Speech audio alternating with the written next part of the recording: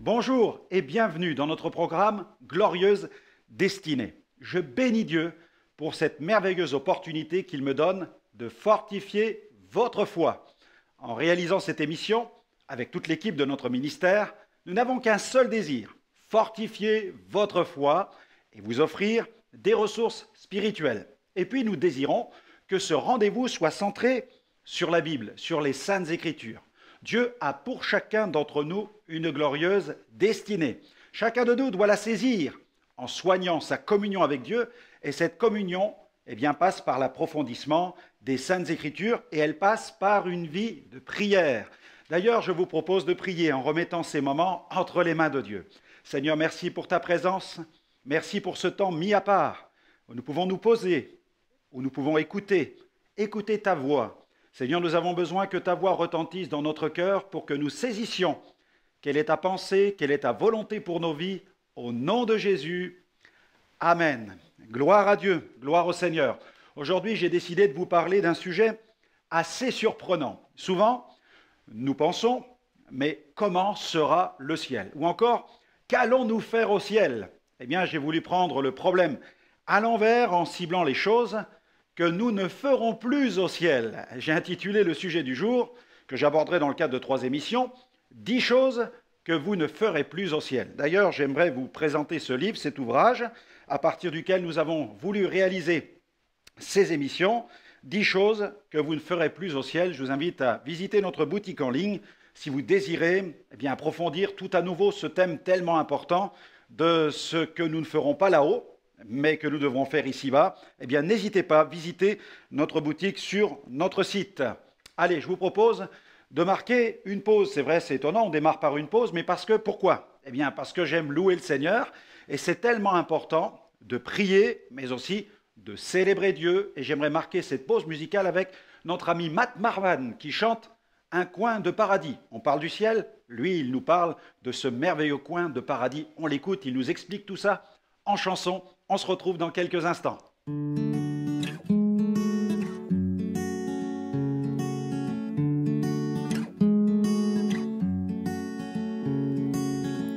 C'est le bonheur que je vous souhaite. C'est le bonheur que je vous souhaite. Le parfum de la vie est si bon aujourd'hui. Quand on a trouvé une raison d'exister, c'est le bonheur que je vous souhaite. C'est le bonheur que je vous souhaite.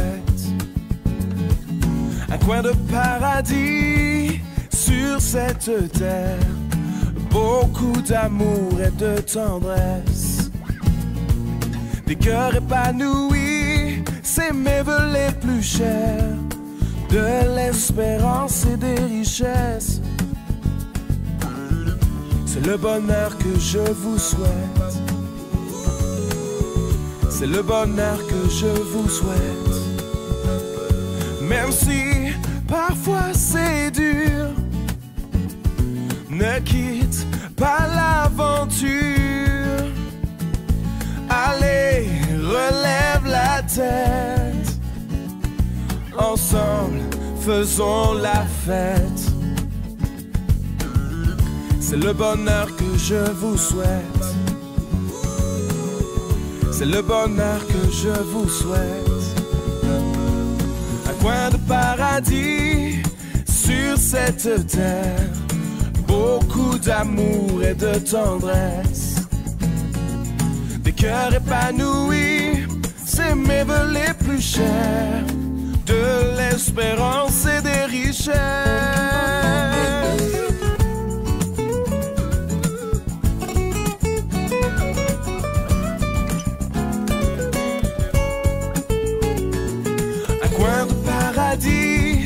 Sur cette terre, beaucoup d'amour et de tendresse, des cœur épanoui, c'est mes vœux les plus chers, de l'espérance et des richesses.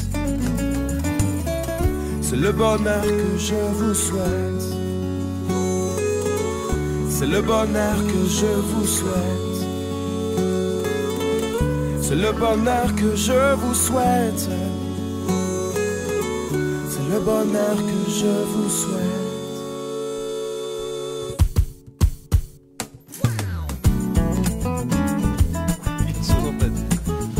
C'est quoi pour toi le bonheur?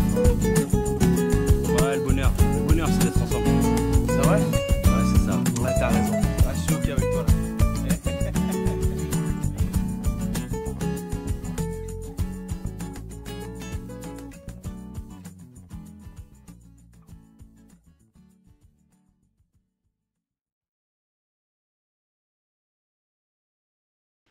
Merci à Matt Marvan, un magnifique artiste. Je vous propose d'aborder 2 points dans cette première émission. Ouvrons la Bible sans plus tarder dans l'épître de Paul aux Corinthiens. 1 Corinthiens, chapitre 4, nous allons lire à partir du verset 1er jusqu'au verset 13, un passage magnifique où l'apôtre Paul nous interpelle et nous parle de notre responsabilité aussi en tant qu'enfants de Dieu. Il dit ainsi qu'on nous regarde comme des serviteurs de Christ et des dispensateurs des mystères de Dieu. Du reste, ce qu'on demande des dispensateurs, c'est que chacun soit trouvé fidèle. Pour moi, il m'importe fort peu d'être jugé par vous ou par un tribunal humain. Je ne me juge pas non plus moi-même, car je ne me sens coupable de rien. Mais ce n'est pas pour cela que je suis justifié. Celui qui me juge, c'est le Seigneur. C'est pourquoi ne jugez de rien avant le temps, jusqu'à ce que vienne le Seigneur, qui mettra en lumière ce qui est caché dans les ténèbres et qui manifestera les desseins des cœurs. Alors chacun recevra de Dieu la louange qui lui sera due. C'est à cause de vous, frères,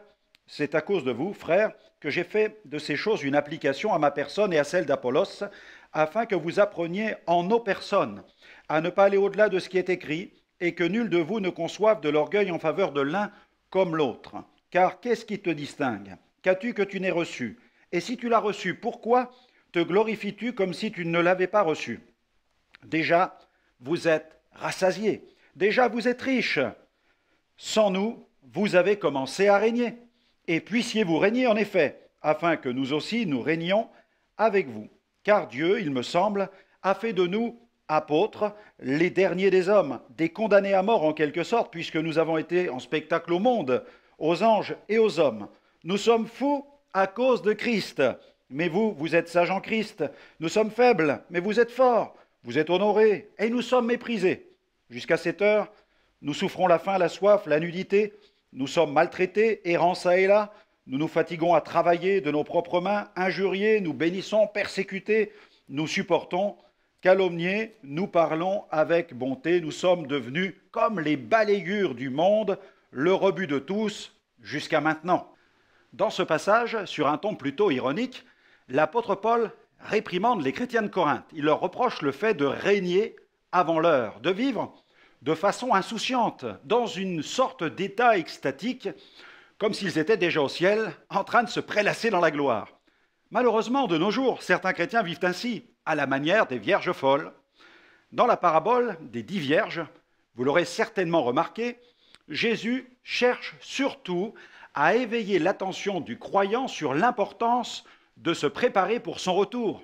Il décrit l'attitude insouciante de 5 vierges qu'il qualifie de vierges folles.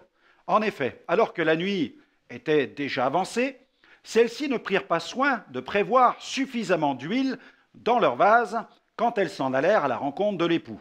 Gagnées par l'assoupissement, elles furent prises de panique quand elles furent réveillées par cette voix qui retentit soudainement dans la nuit.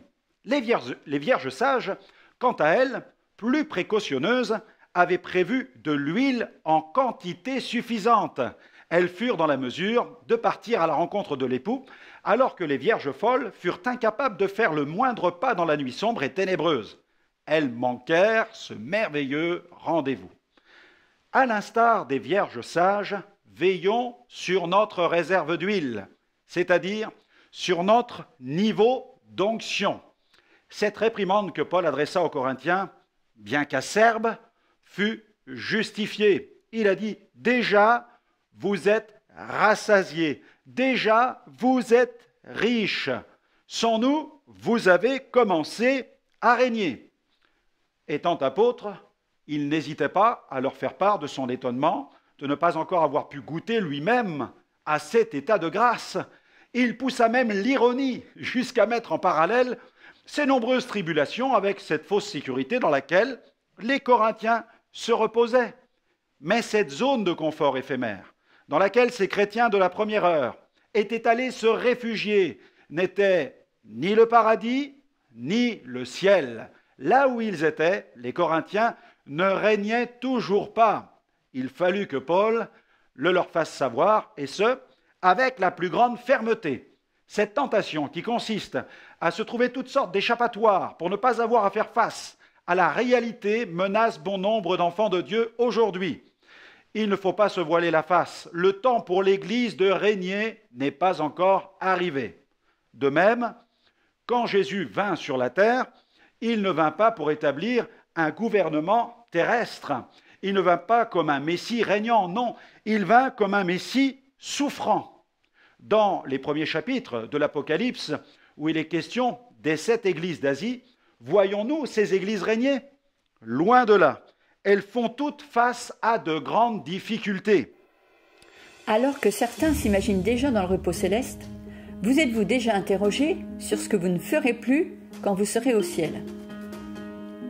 Je ne veux pas parler du fait de vous brosser les dents, de boire une bonne tasse de café ou de regarder voler les petits oiseaux. Non, je veux parler d'actions, d'œuvres, de tâches spirituelles que vous ne ferez plus lorsque vous serez là-haut. Rien ne doit nous déconnecter de notre mission terrestre. C'est ce que ce livre « 10 choses que vous ne ferez plus au ciel » nous invite à faire. Vous pouvez vous procurer ce livre sur notre site www.gospelvision-international.com.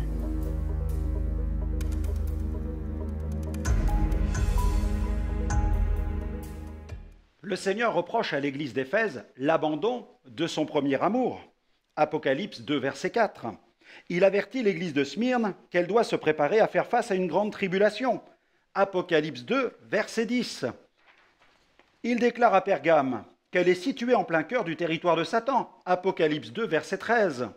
Il met en garde Thyatire quant au faux prophétisme qui sévit au milieu d'elle. Apocalypse 2, verset 20. Il reprend Sardes pour sa légèreté. Apocalypse 3, verset 1er. Il avertit l'Église de Philadelphie qu'elle doit se préparer à faire face à une terrible épreuve qui vient sur le monde. Apocalypse 3, verset 10. Et pour terminer, il adresse une sévère réprimande à l'Église de Laodicée. Apocalypse 3, verset 16. L'heure de régner n'a donc pas encore sonné pour l'Église. Et pourquoi donc? Eh bien, tout simplement parce que le monde gît toujours sous la puissance du malin. L'apôtre Jean a écrit, dans la première épître de Jean, chapitre 5, verset 19, « Nous savons que nous sommes de Dieu et que le monde entier gît sous la puissance du malin. » Les rachetés ont toujours besoin de prier. Dans Luc, chapitre 18, verset 1er, Jésus adressa une parabole à ses disciples pour montrer qu'il faut toujours prier et ne pas se relâcher. Les vents de la persécution soufflent toujours dans certaines parties du monde. Jésus l'avait aussi annoncé dans Luc 21, verset 12. « Mais avant tout cela, on portera les mains sur vous et l'on vous persécutera, on vous livrera aux synagogues, on vous jettera en prison, on vous mènera devant des rois et devant des gouverneurs à cause de mon nom. » Jésus nous a envoyés aussi évangéliser et non pas régner. Il nous envoie évangéliser. Il a dit ceci, « Allez par tout le monde » Marc 16, verset 15. « Prêchez la bonne nouvelle à toute la création. » Gloire à Dieu. Et puis, Jésus n'a toujours pas enlevé son Église. L'apôtre Paul a annoncé cet événement que nous attendons encore. Dans la première aux Thessaloniciens, chapitre 4, verset 17, « Ensuite, nous les vivants qui serons restés, nous serons ensemble enlevés avec eux sur des nuées à la rencontre du Seigneur dans les airs, et ainsi nous serons toujours avec le Seigneur. » Gloire à Dieu. Cependant, bien que ce temps où l'Église régnera sur la terre aux côtés de Jésus, pour une période bien déterminée, n'est pas encore arrivé, Entrer dans le règne de Dieu peut devenir à tout moment une réalité pour n'importe quel enfant de Dieu. Comment? Par une mort soudaine, en participant à l'enlèvement subit de l'Église, par exemple. Car en effet, quand un enfant de Dieu quitte ce monde pour entrer dans la patrie céleste, il entre alors définitivement dans le règne de Dieu. Il n'est plus soumis aux contingences terrestres. Il quitte soudainement le temporel pour l'éternel, le terrestre pour le céleste, l'éphémère pour l'indestructible. Et alors que certains s'imaginent déjà dans le repos céleste, vous êtes-vous déjà interrogé sur ce que vous ne ferez plus quand vous serez au ciel? Alors que vous êtes encore dans ce monde, que votre heure n'a pas encore sonné, essayez quelques instants de réfléchir à ce que vous ne ferez plus quand vous serez au ciel. Je ne veux pas parler du fait de vous brosser les dents, de boire une bonne tasse de café ou de regarder voler les petits oiseaux. Je veux parler d'actions, d'œuvres, de tâches spirituelles que vous ne ferez plus lorsque vous serez là-haut, dans l'au-delà divin. En vous proposant ce sujet, mon but consiste à éveiller votre conscience pour que vous ne perdiez pas de vue votre vocation terrestre. Le chrétien doit saisir les deux visions de sa vie. L'une est céleste et l'autre est terrestre. Il pourra se reposer de ses œuvres là-haut parce qu'il aura su faire la différence entre ces deux perspectives en bas. Car notre vision céleste ne doit jamais nous déconnecter de notre mission terrestre. Mais alors, qu'est-ce que vous ne ferez plus au ciel? Je vous propose de découvrir 10 choses que vous ne ferez plus lorsque vous serez là-haut. La première, eh bien au ciel, vous ne lutterez plus dans la prière. Vous adorerez, vous ne lutterez plus dans la prière, vous adorerez. Alléluia! Pour cette perspective glorieuse de l'adoration dans la gloire. Lisons un passage dans l'Apocalypse, chapitre 7, versets 9 à 10, cette vision de la gloire qui nous est décrite par Jean. Après cela, je regardais, voici, il y avait une grande foule que personne ne pouvait compter, de toute nation, de toute tribu, de tout peuple et de toute langue. Alléluia!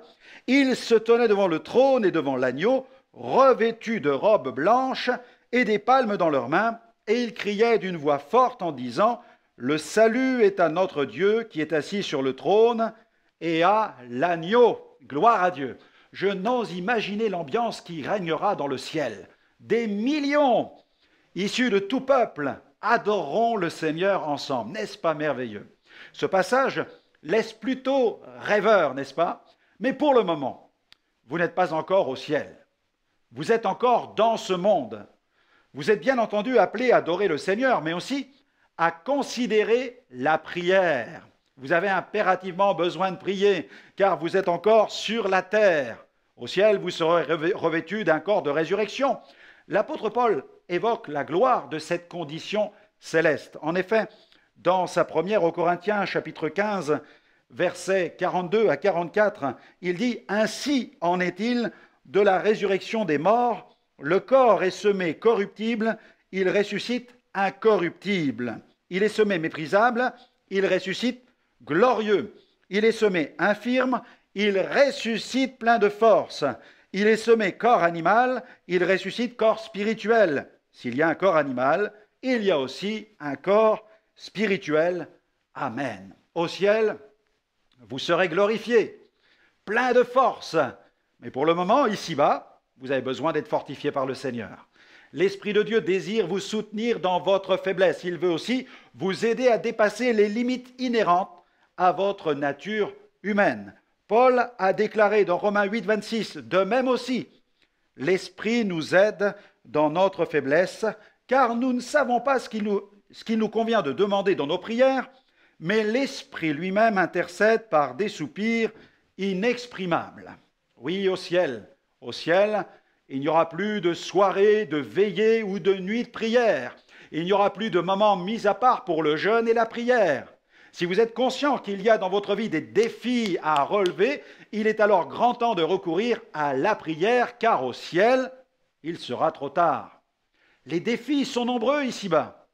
Il peut s'agir d'un défi de santé, d'un défi financier, peut-être d'un défi familial, ou alors d'un défi d'évangélisation concernant un conjoint inconverti, un membre de la famille ou un collègue de travail. Les défis sont nombreux et la liste n'est pas exhaustive. La vision céleste que Paul reçut ne le poussa pas à rêvasser, elle le chassa dans la moisson. Peut-être vous imaginez-vous déjà au ciel, mais pensez quelques instants à tous ceux qui, autour de vous, n'ont pas encore eu l'occasion de se tourner vers Dieu. Pensez à eux quelques minutes.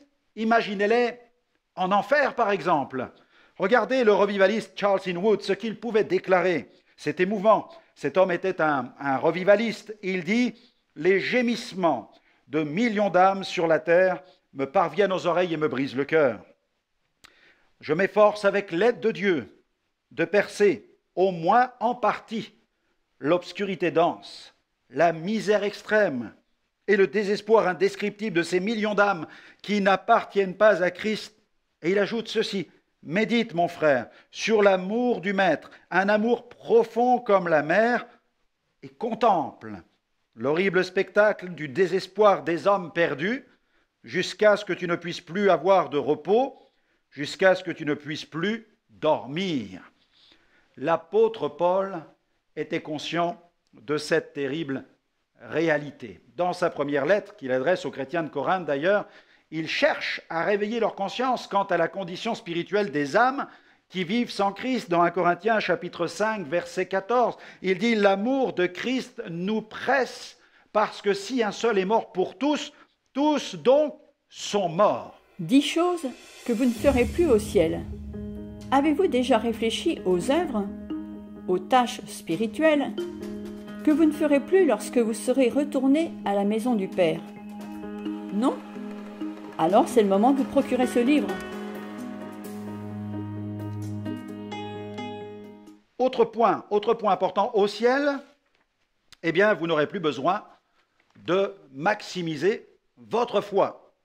Au ciel, plus besoin de nourrir votre foi. Nos Bibles ne nous suivront pas au ciel. Pas plus que nos CD audio, ni nos livres, et DVD d'ailleurs, les MP3, les fichiers que nous avons dans nos ordinateurs ne nous accompagneront pas là-haut. Plus de docteurs de la parole là-haut, plus d'écoles bibliques, plus de réunions d'études bibliques. Au ciel, nous connaîtrons toutes choses parfaitement, car nous serons pour toujours en compagnie de Jésus, la parole. Alléluia. Apocalypse chapitre 19, Apocalypse chapitre 19, versets 11 à 14. Nous allons faire cette lecture, un passage aussi étonnant.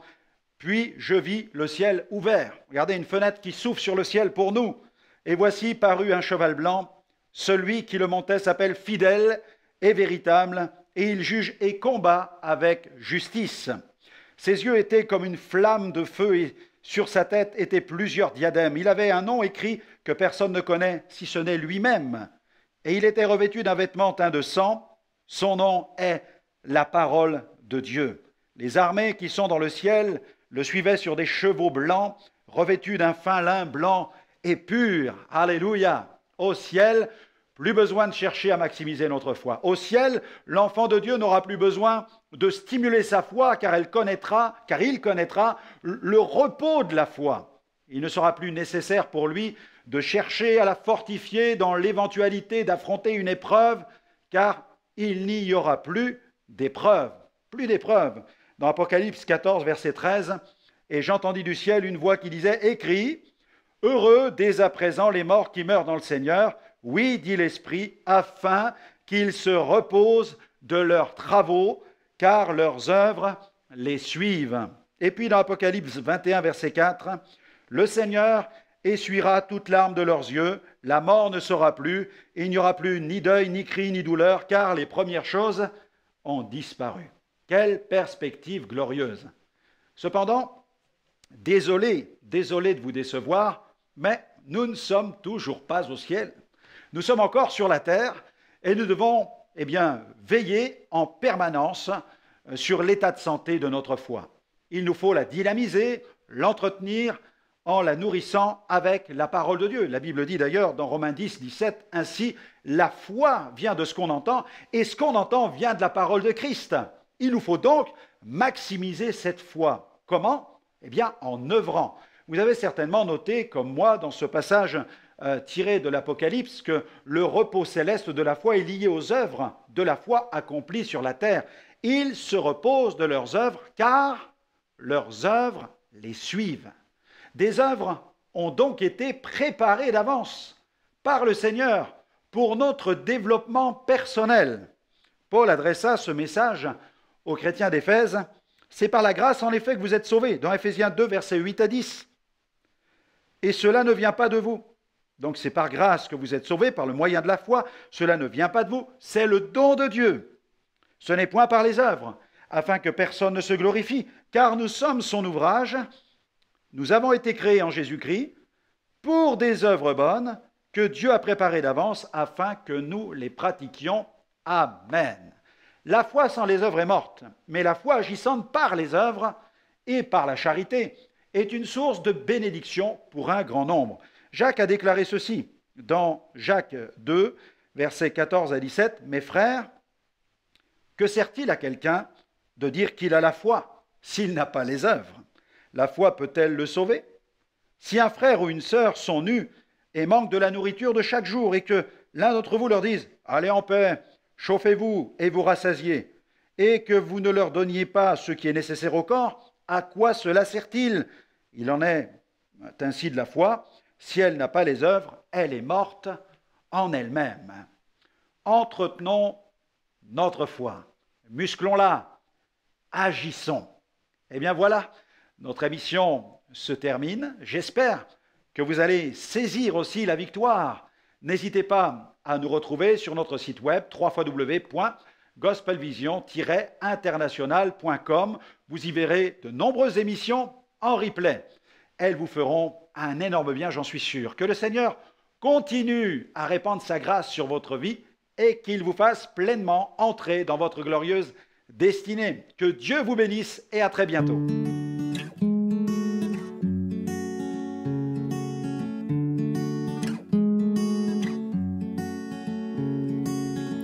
C'est le bonheur que je vous souhaite. C'est le bonheur que je vous souhaite. Le parfum de la vie est si bon aujourd'hui. Quand on a trouvé une raison d'exister, c'est le bonheur que je vous souhaite. C'est le bonheur que je vous souhaite. Un coin de paradis sur cette terre, beaucoup d'amour et de tendresse, des cœurs épanouis, c'est mes vœux les plus chers, de l'espérance et des richesses. C'est le bonheur que je vous souhaite.